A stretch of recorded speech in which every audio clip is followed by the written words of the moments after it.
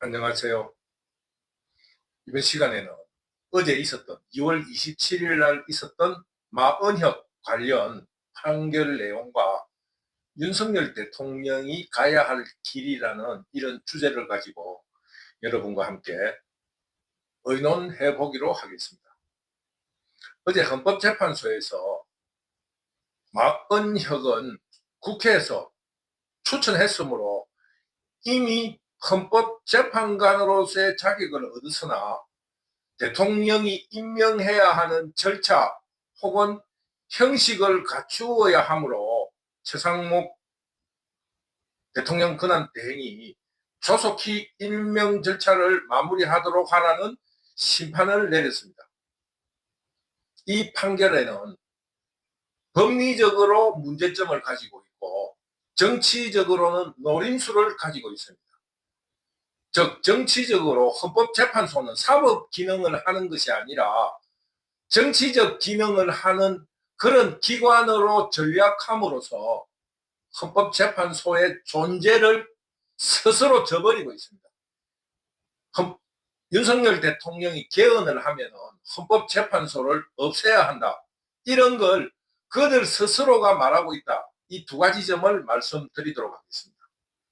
우선 법리적으로는 두 가지의 문제점이 있습니다. 하나는 권한쟁의라는 이름으로 그 헌법재판관이 상권 분립을 위반했습니다. 행정부의 그 대표인 대통령의 임명 절차 그리고 국회의 추천이라는 이 두 개의 기능이 이 충돌하고 있는데 헌법에 그걸 정해놨어요. 그렇다 하면은 그 대통령의 임명 절차가 국회가 추천하면은 대통령이 무조건 임명해야 하는가? 여기에 대해서는 북두시민혁명군은 그렇지 않다고 주장하는 겁니다. 왜냐하면 헌법에 만약에 국회의 추천으로서 헌법재판관으로서의 자격을 획득한다고 하면 헌법에서 대통령의 임명 절차를 명시해 놓을 필요가 없기 때문입니다. 즉 헌법재판관은 국회의 추천 3인, 대법원의 추천 3인, 대통령이 추천 3인으로서 임명한다. 이렇게 하면 끝이에요. 그런데 헌법에 뭐라고 규정되어 있냐 하면은 3인의 추천으로 대통령이 임명한다. 이렇게 해놨어요.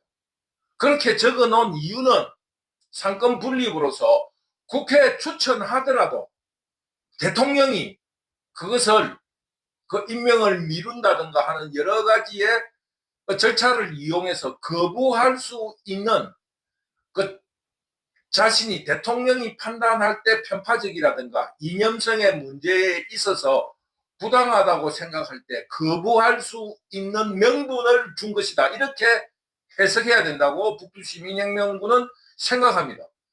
헌법에 당연히 대통령이 임명한다고 해놓은 것은 국회의 추천 절차로서 끝나지 않았다는 것을 명시한 겁니다. 그런데도 헌법재판소는 편파적이고 그 어떤 확대 해석을 해서 국회에서 추천하면은 대통령은 당연히 임명을 해야 하겠지만은 그러나 1%의 가능성으로서의 상권 분립의 견제와 균형의 기능을 주고 있다는 것을 북두시민혁명군이 주장하는 겁니다. 그러므로 헌법재판소가 어제 규정한 대통령의 임명이 의무다. 무조건 해야 된다. 이것은 그 헌법재판소가 상권 분립을 위배하는 판결을 했다. 북두시민혁명군은 이렇게 주장하는 겁니다. 그리고 또 하나는 국회의 추천이라는 부분에 있어서의 국회의 기능을 헌법재판소가 간섭한 겁니다. 국회는 야당과 여당이 모여서 그 합의와 그 존중, 소수파의 존중이라는 그런 절차를 통해서 의사를 의결함으로써 그 일치를 보는 것입니다. 그런데 여당과 야당 간에 합의한 그런 어떠한 일이 있었는데 그 절차가 파기되는 바람에 이 추천이 올바르게 이루어지지 않은 것에 대해서 헌법재판소는 다수의 일방적인 편을 들어주었다. 심판자로서의 역할을 다하지 못했다. 이것을 말씀드리는 겁니다. 국회라는 것은, 다수결이라는 것은 소수에 대한 존중으로서의 다수결이 있는 거지, 소수를 무시하는 다수결은 소수의 격렬한 저항을 불러오고 궁극적으로 국론을 분열시키는 그런 결과가 됩니다. 그러므로 그 헌법재판소, 사법기관으로서의 헌법재판소는 그 판결함에 있어서 국민을 통합하는데, 그리고 그 헌법정신, 민주주의 정신인 소수를 존중한다는 이런 정신을 살려가는 입장에서 심판자로서의 역할을 해야 되는데, 편파적으로 어느 정파가 유리하도록 해석했다는 겁니다. 여야 간에 합의가 이루어지지 않은 추천에 대해서 일방적으로 다수의 손을 들어줬다 이것입니다. 그러면은 앞으로 헌법재판소가 날치기를 하는 모든 그 의결에 대해서, 의사결정에 대해서 손을 들어줘야 되는 이런 아주 반헌법적이고 반법률적인 그런 비상식적인 판결을 했다는 것을 지적해 놓습니다. 그러므로 헌법재판소는 법리적으로는 굉장히 잘못된 해석을 했다, 이렇게 생각합니다. 이런 문제와 함께 헌법재판소는 사법기관으로서 심판자의 역할을 하지 못하고 두 집단을, 국회와 대통령을 싸우게 만들었고 국론 분열에 앞장섰다는 겁니다. 만약에 헌법재판소의 판결이 정당했다고 하면은 그 헌법재판소가 쉽게 말하면은 마은혁 헌법재판관은 헌법재판관으로서 인정된 것이라고 해석해야 합니다. 그러면은 끝이 나는 거잖아요. 그러면은 국민들이 저항하든지 말든지 그 헌법재판소의 건의로서 국민들이 수긍을 할 겁니다. 그런데 지금 현재 국민들은 헌법재판소를 신뢰하지 않으니까, 그런 판결을 할 수 없으니까 기술적으로 대통령 권한대행은 임명을 하라. 그리고 지금 헌법재판소는 마은혁은 헌법재판관이 임명 절차를 거치지 않았기 때문에 아직 헌법재판관은 아니다라는 이 이중 구조, 양립할 수 없는 것을 양립시켜 놓은 겁니다. 헌법재판관이면은 국회에서 추천한 것으로서 헌법재판관이면은 지금 헌법재판관이죠. 왜 그 임명 절차를 거쳐야 된다고 하는가, 이 문제를, 그런 판결을 함으로써 자신들의 국민들로서부터의 신뢰를 잃은 것을 쉽게 말하면 봉합하려는 정치적인 기술을 넣어놨다 이겁니다. 무슨 말이냐 하면은, 그들이 만약에 마은혁을 북두시민혁명군이 주장하듯이 헌법재판관으로서 유효하다라고 판결을 해버리면은 그 정당성 편파적이다, 이런 위법이다, 이런 의미로서 정당성을 잃어버리니까 그렇게 딱 두 개를 양립할 수 없는 두 개를 딱 분리시켜 놓은 거예요. 그러면서 마은혁이가 임명을 하게 되면은 마은혁이가 인정을 한 거기 때문에 그 부당함이 쉽게 말하면은 컴프라치가 되는 거예요. 보완이 된다. 법률적으로 말하면은 추인이 되는 거예요. 그 정당성에 대해서 거부되는 것이 아니라, 나는 그렇게 이야기했는데 봐라, 대통령이 임명했지 않느냐. 그러면은 자신들이 임명함으로써 그 부당성이 부각됨으로써 헌법재판소의 탄핵 심판이라든가 모든 것이 부당하게 되는데, 대통령이 임명함으로써 내가 임명하지는 않았다라는 이런 함정을 파놓고 기다리고 있다는 겁니다. 결국 그 지금 현재 전국은 국민의힘 당 내부의 배반자에 의해서 헌법재판소의 부당함, 위법 행위가 치유가 되는 그런 효과를 누리고 있다 이겁니다. 그러므로 우리 지금 자유시민들은 최상목 대통령 권한 대행이 마은혁을 임명한다고 하면은 우리 모두가 가서 밟아 죽여야 됩니다. 이런 노림수를 가지고 있다 이겁니다. 그러니 북두 시민혁명군이 생각을 할 적에 내통이 되어 있지 않느냐 이런 생각을 하면서 이런 일로 통해서 헌법재판소는 그 부당함과 위법함이 치유가 되고 국민의힘 당 내부는 분열로 폭발할 것이다 이겁니다. 이런 정치적인 노림수를 노리고 있다 이겁니다. 헌법재판소에서 결론을 내리으면 끝나잖아요. 그런데 이런 노림수를 노리고 있다. 북두 시민혁명군은 그렇게 판정을 하는 겁니다. 그런데 우리 한국 지금 정치 그 상황이 이런 위법하고 부당한 판결이 계속되면서 국민들은 분열되고 당파로 혼탁해지는데 이런 캄캄한 세상으로 자꾸 밀려 들어가는 것은 절대 절망이 아닙니다. 어두움이 짙어지는 것은 새벽이 가깝다고 하잖아요. 새벽에 해 뜨기 전이 가장 어둡다고 하니까 우리 모두는 새벽이 가까워졌다는 것을 알리는 행위다. 그러므로 우리 자유파는 곧 닥칠 승리의 새벽을 모르고 중도에서 포기하지 말고 조금만 더 투쟁하면 될 것을 놓치는 이런 우를 범하지 말자. 좀 더 처절하게 싸우자. 우리가 악마의 영화나 악인의 영화를 보면은 악인들이 끝까지 모든 수단을 다해서 저항을 합니다. 영화가 거의 끝날 때쯤 돼야지 악인이 사라진다든지 잡힌다든지 죽거나 하잖아요. 이것처럼 이재명이 하는 발악은 악인들이 하는 너무나 당연한 일입니다. 그러므로 우리가 포기하지 말고 끝까지 처절하게, 악인은 그렇습니다. 불가사리도 가위로 잘라 칼로 난도질을 해도 살아나는 게 불가사리잖아요. 거머리도 그렇고 이 사회의 존재도 그렇습니다. 이재명도 아주 악랄한 악인이니까 최소한의 우리 사회가 그를 지도자로 받들어 온 이상 조금 피해를 봐야 됩니다. 그러니 우리 모두가 그 악인이라는 것을 우리가 인식하고 악인은 처절하고 끝까지 저항을 하니까 우리가 쉽게 말하면 확인사살을 한 번 해가지고 안 되잖아요. 영화에 보면은 죽은 게 살아나고 죽은 게 살아나고 부하들이 복수하고 이것처럼 우리 모두가 이 처절하게 끝까지 싸우자 이것을 말씀드리겠습니다. 그런데 이런 어두움 속에 이재명이 이렇게 처절하게 발악할 수 있는 것은 누군가의 조력이 있다.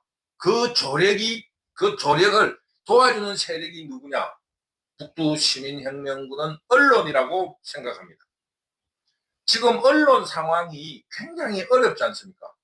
예전에는 정보를 언론이 기자들이 발굴함으로써 독점이 됐어요. 기자들만 돌아다니고 외신이라든지 통신사 정보를 도매로 파는 도매상을 위주로 언론이 사가와서 했는데 이제는 그 정보가 그 언론의 기자뿐만 아니라 유튜브를 하는 개인 크리에이티브로 의해서 생기잖아요. 새로운 정보도 나오고 또 크리에이티브들이 새로운 정보를 생산도 하고 이러다 보니까 정보가 그 언론사들이 독점하지 않습니다. 그러다 보니까 언론을 지금 공영방송 또는 신문을 볼 필요가 없잖아요. 그게 어떤 의미에서 보면 더 늦어. 각양각지에 있는 유튜브들이 다양한 경로를 통해서 기사거리를 발굴해내니까 언론사를 통하지 않더라도 더 자세한 내용을 알고 있잖아요. 현지인들이 있으니까. 그렇게 밀리는 데다가 예전에는 그런 기사거리가 어떤 정보가 발굴되거나 생산됐다 하더라도 매체가 없잖아요. 그 공영방송이라든가 그 어떤 신문 말고는 이거를 국민들에게 알릴 길이 없고 기껏해야 대자보 정도, 동네의 벽보 이런 정도였는데 지금은 유튜브가 100만 유튜브 구독자를 가진 유튜브가 굉장히 많습니다. 그러니 그 매체도 얼마든지 자기가 발표할 수 있는 매체가 많다 이겁니다. 유튜브가 없는 사람은 그 SNS의 포탈 이런 데다가 쉽게 말하면은 게시판에 등록시킬 수도 있고 다양한 방법들이 존재한다 이겁니다. 그러므로 지금은 언론의 경영이 굉장히 어려운 거예요. 쉽게 말하면은 구독자가 없다 이겁니다. 그러니 경영이 어렵기 때문에 그 언론을 매수하기가 쉽다. 광고로 뭐 여러 가지 이유를 따라서 불법을 하지 않더라도 그 매수를 할 수 있다. 이렇게 생각합니다. 그래서 북두시민혁명군은 그 이재명이 부정으로 모아놓았던 저수지에 숨겨놓았던 그 부정한 자금들이 언론사에 흘러 들어가서 지금 언론을 장악하고 있지 않느냐 이런 생각이 듭니다. 그런데 앞에서 말했다시피 정보가 독점되지도 않고 또 매체가 다양하다 보니까 이제 공영방송, 언론, 신문으로는 그 효과가 별로 없습니다. 그러다 보니까 언론사들이 공통적으로 경영이 어려우니까 서로 카르텔을 이루어가지고 지금 언론사들이 총동원이 돼가지고 윤석열을 비난하고 또 이재명을 지지하고 있습니다. 그러면서 그 카르텔로서 가짜 뉴스, 거짓 선동을 막 그냥 막 그 얼굴에 철판을 깔고 하고 있습니다. 탄핵 찬성 집회와 탄핵 반대 집회의 사진을 거꾸로 배치해 놓고 탄핵 반대하는 국민들이 별로 없다. 도리어 탄핵 찬성한 사람이 별로 없습니다. 그런데도 아무런 영향력을 발휘하지 못하고 온갖 가스라이팅 이런 거를 해 나가도 이재명의 지지율은 늘지도 않고 윤석열 대통령의 탄핵에 반대하는 나는 개몽되었습니다라는 이런 지지가 더 높아가니까 이 언론 방송들이 지금 현재 기진맥진해가 있는 거예요. 북두시민혁명군의 추론입니다만은 광고비라든가 기타 여러 가지의 합법적인 방법으로 그 언론사에 지원을 했기 때문에 언론사들이 혼자 안 돼가지고 전 언론사들이 지금 카르텔을 이루어서 탄핵을 반대하는 국민들을 욕을 하고 발악으로 저항하고 있어요. 그런데 효과가 없다는 겁니다. 그러니 지친 거예요, 지금. 그 유튜브를 보면은, 유튜브를 통해서 그 공영 방송을 보면은 거의 막 기진맥진해가 있어요. 오늘 어느 유튜브를 봤는데 유시민이가 나왔는데 어떤 기자가 그랬어요.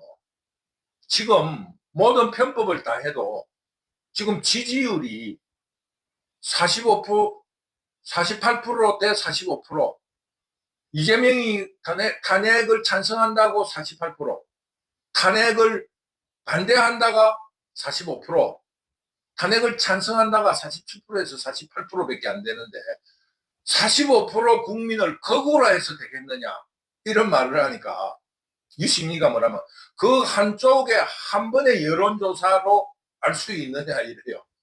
아니 그러면 여론조사라는 게 100개가 있다 칩시다. 그 100개를 다 분석을 한다 할 때 그 분석하는 놈의 잣대가 지 마음대로 같으면 그 100개를 분석한다고 또 그 여론이 정확해지겠느냐 이겁니다. 각자 그렇게 인식하고 분석할 수밖에 없지.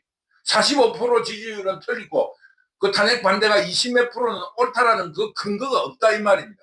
그 말도 안 되는 소리를 하니까 유시민이가 뭐라고 하느냐 하면은 당신하고는 내하고는 토론이 안 된다 그래. 당신 마음대로 생각하라고. 그 입을 말이야 조댕이를 놀리기를 재수없게 놀리는 김영춘 해양수사부 장관의 말처럼 싸가지 없이 입을 돌리는데도 거기서는 입을 닫더라고요. 왜? 근거를 제시할 수가 없으니까. 그러니 북두시민혁명군이 간곡히 말씀드리는 것은 지금 언론이 100% 거짓말입니다. 북두시민혁명군이 현장에 가보면은 4050 세력도 굉장히 많이 참여하고 있습니다. 그리고 20대 여성들도 굉장히 많이 참여하고 있고 서로 마이크를 잡으려고 하고 있어요. 남녀를 가르고 세대를 가르고 했던 민주당의 전략이 이제 국민들이 계몽되었다 이겁니다. 그러니까 절대 가스라이팅 되지 말라는 겁니다. 그 가스라이팅을 통해서 편파 언론을 하고 부정선거를 저지르는 거예요. 간단하게 말해서 전라도에는 북한에서도 이루지 못하는 95%의 투표율이 있다. 그리고 90%의 찬성이 자발적이다. 북두 시민이나 우리 모든 시민은 그거를 믿었기 때문에 그렇게 득표를 해도 그러려니 하는 거예요. 근데 그거를 믿고 78%의 투표율인데 10%를 부정선거를 해버리면은 국민들이 거기에 대해서 감사를 안 하니까 그런 넌 갑다 하는 거잖아요. 그럴 수도, 거기는 그런 거야 이런 거예요. 지금 그것처럼 지금 탄핵 심판도 4050은 반대한다. 여성들은 반대한다. 전라도는 반대한다. 그러니 50%다. 이런 가스라이팅을 믿지 말라는 겁니다. 북두 시민혁명군이 방구석의 유튜브가 아니고 현장에 가봅니다. 현장에 가보면은 지금 언론하고 완전히 다르다 이겁니다. 그러므로 지금 4050도 탄핵 반대가 많고 여성들도 탄핵 반대가 많다는 것을 그 대학교가 뭡니까? 시국 선언하는데 뭐 마이크 잡는 게 전부 다 여성들이에요. 젊은 여성들. 그러니 그들에게 빌미를 주는 언론들의 가스라이팅에 속지 마라. 가스라이팅 당하지 마라. 국민들의 60% 이상이 탄핵을 반대한다. 북두 시민혁명군은 확신합니다. 결국 이들도 지금 스스로가 거짓의 세계에 있다는 것을 잘 알고 있습니다. 그러므로 그들이 곧 예전에 그랬습니다. 민주화 운동할 때 그랬고 광주 사태 때 그랬고 다 그랬어요. 언론이 무릎 꿇고 사죄할 날이 얼마 남지 않았습니다. 그리고 진실로 돌아올 겁니다. 3월 1일 내일 우리가 비가 오든 눈이 오든 그 관저 앞에서 비옷을 덮어 쓰고 눈을 맞으면서 그 날밤을 샜던 우리 국민들의 뜻을, 그 국민들의 뜻이 하늘이 알아주고 있다. 그러니 내일 비가 온다, 눈이 온다고 움츠러들지 말고 더 많은 인원들이 가서 헌법재판소를 박살내고 국회에 불을 지르고 우리 국민들의 분노를 표시하자 이겁니다. 우리 국민들이 콩고 민주공화국보다 어리석고 키르기스탄이라는 그런 나라보다 우리가 못났고 못 배웠습니까? 우리 국민들의 비겁성, 겁쟁이를 노출하지 말고 우리 내일 가서 평화적 시위를 한 사람 평화적 시위하고 폭력을 가미해야 되겠다 하는 사람은 폭력을 가미해서 우리의 분노를 보여줘야 합니다. 그러면은 언론들이 무릎을 꿇고 진실을 고백하리라 믿습니다. 그러므로 궁지에 몰린 악마들의 처절한 발악에 대해서도 우리 자유우파도 죽기로 처절하게 싸웁시다. 조금이라도 틈을 주면 악마는 다시 살아납니다. 그러면서 언론이 시불거리고 있는 내란 속에 불법 계엄의 불법이 어디 있습니까? 대통령이 판단을 했을 때 계엄을 하면 정당한 거예요. 근데 계엄을 할 수 없는 군인이 계엄령을 선포하는 이거는 불법이죠. 이런 문제를 따져가지고 그 언론들이 함부로 시불거리는 내란 프레임 그리고 불법 계엄이라는 프레임에 속지 말기 바랍니다. 또 윤석열을 지지하며 부정선거에 대해서 감사를 해보자, 검증을 해보자, 이런 부정선거를 주장하는 사람 그리고 탄핵을 반대하는 사람은 거구라고 주장하는 것에 대해서도 우리 모두가 그들 앞에서 크게 웃읍시다. 앞에서 소개했지만 오늘 유튜브를 보니까 어느 기자가 48% 대 45%인데 45%가 전부 다 거구냐 이런 이야기를 유시민에게 하니까 유시민이 그 45%에 대한 근거가 뭐냐 그 한 개만 봐가지고는 모른다. 그럼 몇 개를 봐야 되는 거예요? 그러면서 하는 말이 뭐예요? 할 말이 없으니까. 당신하고는 토론을 할 수 없다. 당신 마음대로 생각해라. 그게 뭡니까? 이제는 밀린다는 거예요. 더 이상 해놓을 거짓말이 없다 이겁니다. 그러니까 이렇게 탄핵을 반대하는 사람에 대해서는 거꾸로 주장하고 이재명을 지지하는 사람은 민주세력이라고 하는 이런 것도 이제는 목소리가 자꾸 작아지더라. 오늘 유튜브를 보니까 유시민이가 그런 말을 하더라 이겁니다. 그게 무슨 말입니까? 목소리가 작아지고 있다 이겁니다. 유시민이가 주댕이 하나로는 얼마나 뺀질거리고 싸가지 없이 합니까? 남의 자기 주장을 말을 돌려서 거짓말로 그렇게 하는데도 오늘 그렇게 하더라고요. 당신하고 토론이 안 된다. 입을 닫는다 이런 뜻이에요. 그러므로 그런 뻔뻔스러운 발언들, 국민들을 거꾸로 모는 뻔뻔스러운 발언들도 점점 사그러들고 있습니다. 그러니 우리 자유우파가 더욱 맹렬히 싸우자. 그것을 당부드리는 겁니다. 그리고 윤석열 대통령에게 당부드립니다. 정치는 본래 윤석열 대통령 같이 하는 겁니다. 어느 누구도 생각하지 못할 때 비상계엄령을 선포해서 국민들을 계몽시키겠다. 이런 돌발적인 충격적인 조치를 해낼 수 있는 것이 훌륭한 정치인입니다. 드골이 그랬고 또 온갖 그 어떠한 야당이라든가 반국가 세력들의 시달림 속에서도 박정희 대통령이 경제 발전을 하고 고속도로를 닦았고 포항제철을 만드는 것처럼 윤석열의 비상계엄령 선포는 현대사의 길이 남을 정치 행위로 기록될 것이라고 북두시민혁명군은 생각합니다. 그러므로 윤석열 대통령은 그런 일에 의기소침하지 말고 그 롤모델로 트럼프처럼 그 성동격서, 돌출행동, 그 충격요법 이런 거를 다양하게 써서 우리 국민들을 계몽하고 반국가 세력을 척결하는데 수단과 방법을 가리지 말아달라. 기죽지 말라. 그런 말씀을 드리고 두 번째로는 돌발 행동뿐만 아니라 지금은 현재로 지금 죽음에 몰려 있습니다. 그러니까 어떤 거짓말과 사기를 치더라도 살아 돌아와야 합니다. 한국에서 김대중이가 전두환 대통령이 사형을 선고하려고 하니까 악망문을 썼어요. 전두환 대통령 각하님, 나를 살려주면은 앞으로는 정치를 하지 않겠다. 나를 살려달라. 이런 악망문을 썼어요. 그러고 미국으로 도망을 갔다가 다시 돌아와서 정치를 하면서 뭐라고 했습니까? 그 뭡니까? 별주부전. 토끼가 말이야 그 어떤 용궁에 끌려가가지고 간을 빼앗기고 죽을 위기에 있었는데 간을 말리려고 육지에 놔두고 와서 가지러 가야 된다 하는 거짓말로서 살아난 것처럼 자기의 거짓말이 기지를 발휘했다는 이런 말로서 자신을 영웅화했습니다. 마찬가지로 윤석열 대통령도 지금 현재 위기에서 바보처럼 정의만을 외칠 것이 아니라 거짓을 하고 개헌을 하고 임기를 단축하겠다 하면서 온갖 거짓말과 기지를 발휘해서 살아나와야 된다. 일단 살아오라. 이것을 말씀드리고 우리 국민들도 열렬히 응원하겠다. 이런 말씀을 드립니다.